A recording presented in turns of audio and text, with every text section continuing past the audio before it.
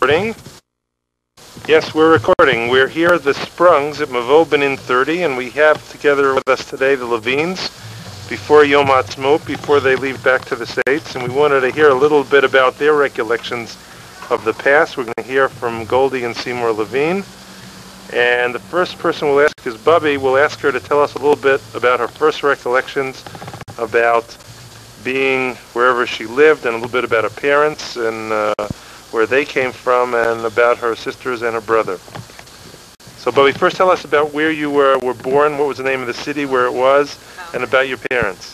Okay. What's the town? Well, all right. I was born in a town in Czechoslovakia, in the lower part of Czechoslovakia, which was called Podkarpatska Rus.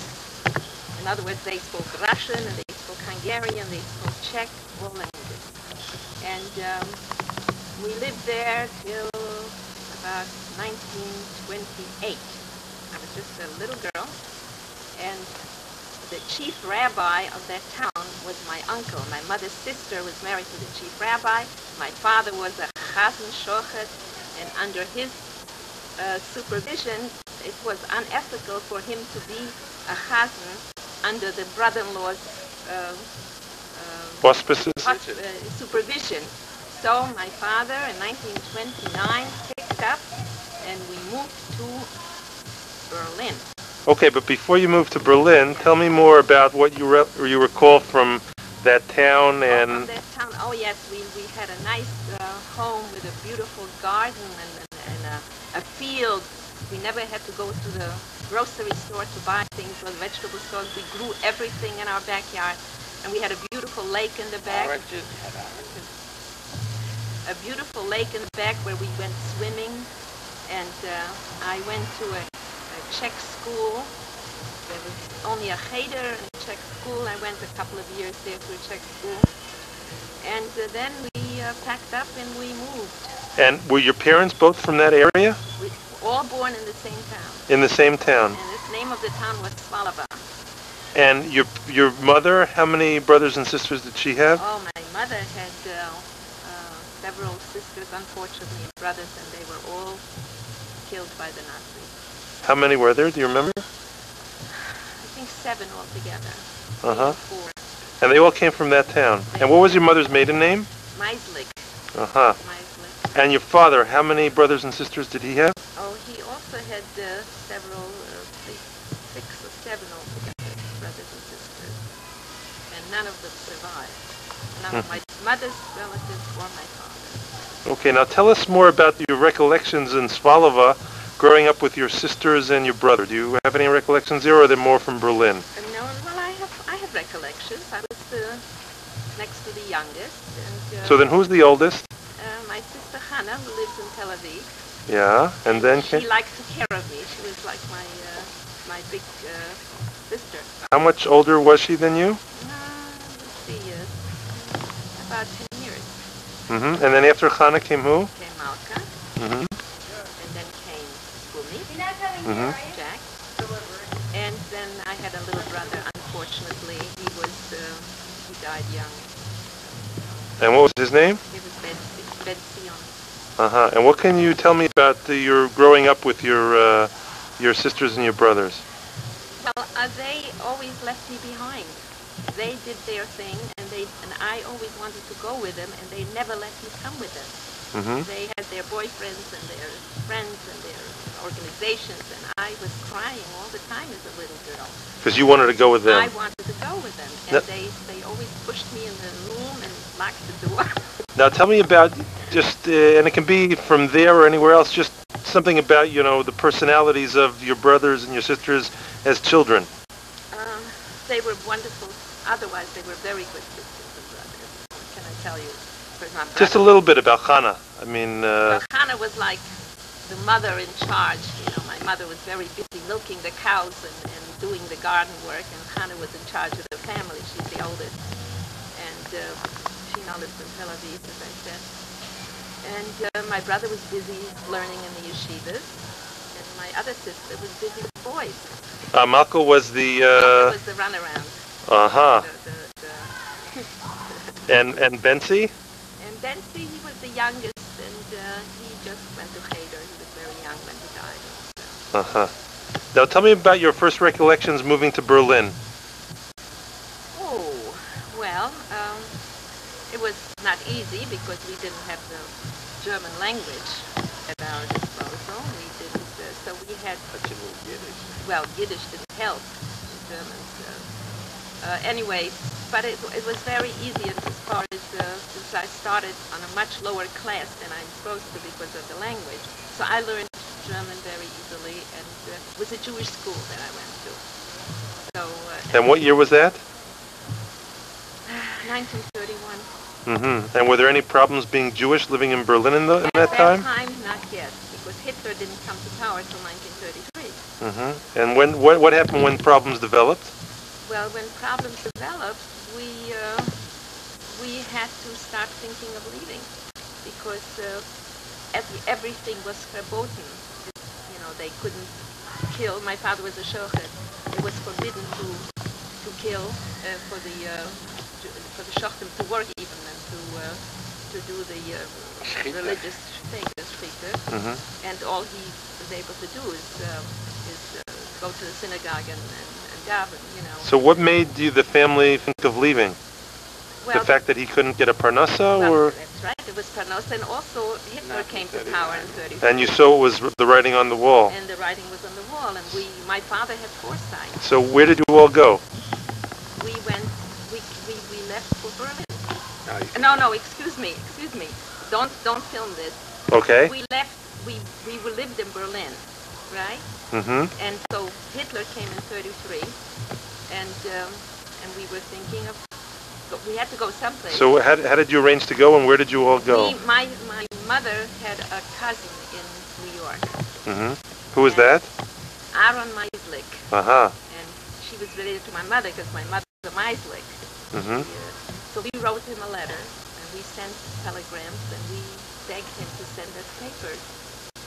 And he sent papers, but they were not enough. He did not say. He was a rich man, but he didn't tell everything that he had. In other words, it wasn't enough to bring a family of 7. How many were we? 5. So how many people got out to go to America? So let me see. Did you shut it off now? No, it's still on. Oh, it's still on. So we packed. You want a break? I'd like a break. Fine. Get out of Berlin and Germany, and where did everyone go?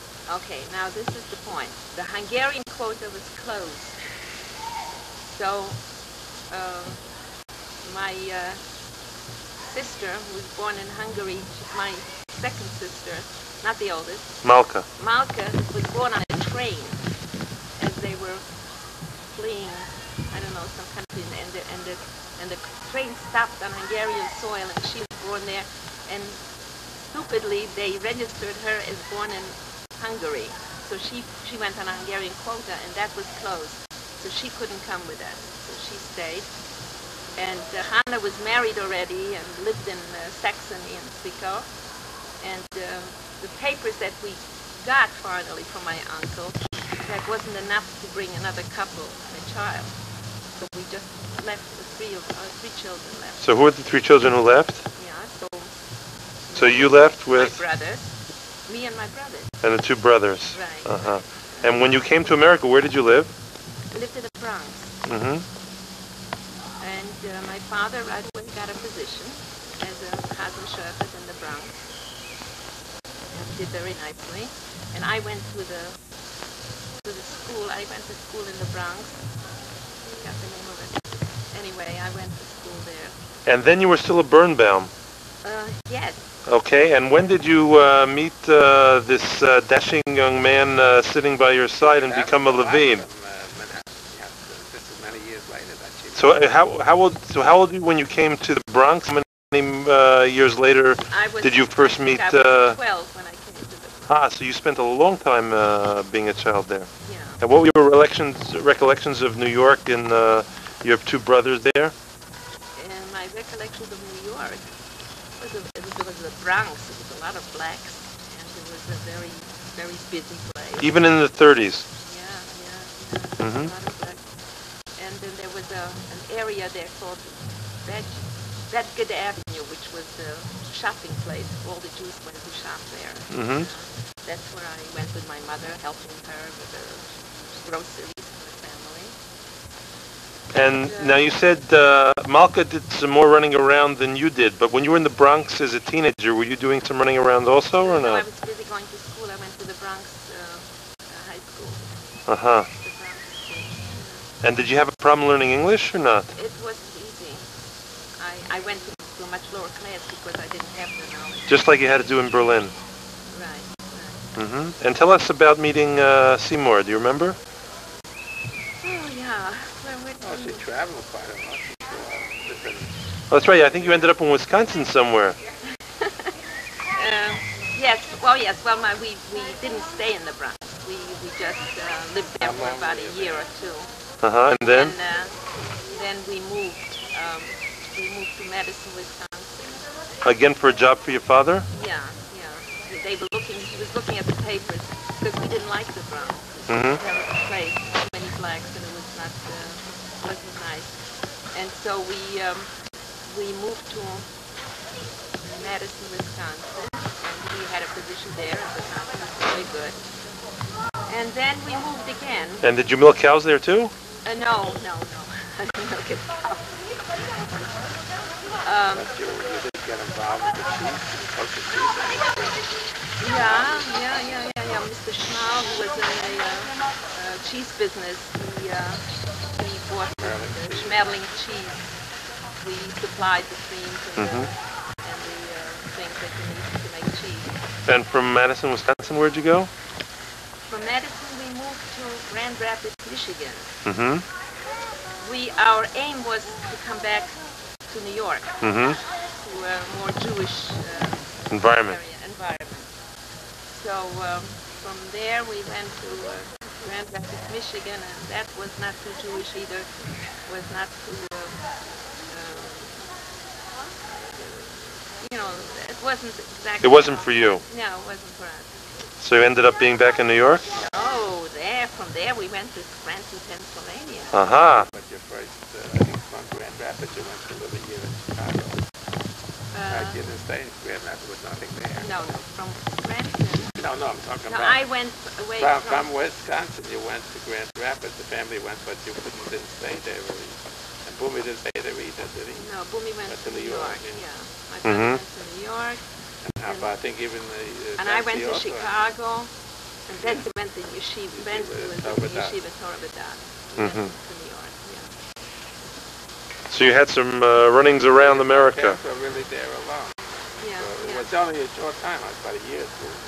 Yeah. And then you moved to Scranton. Then we moved to a real Jewish area, to Scranton. Mm-hmm. And that was already very nice. Mm-hmm. My father was happy. We were happy. We had a lot of friends there. And it was very Jewish, Orthodox. So we were happy. And what made you move from Scranton back to New York? To New York, actually. Well, They let's moved to see. Patterson. Oh, Well, they still wanted we to get were- close to New York. right. We were anxious to be So you were still moving east. moving east. So I think Boomy was here ready, so Boomy didn't live Yeah. in Scranton. No. So then we moved to Patterson. Mm-hmm. That was the closest to New York. Okay. That's where we met. And we met in Patterson When we went to Patterson. We met at a convention. at a convention. But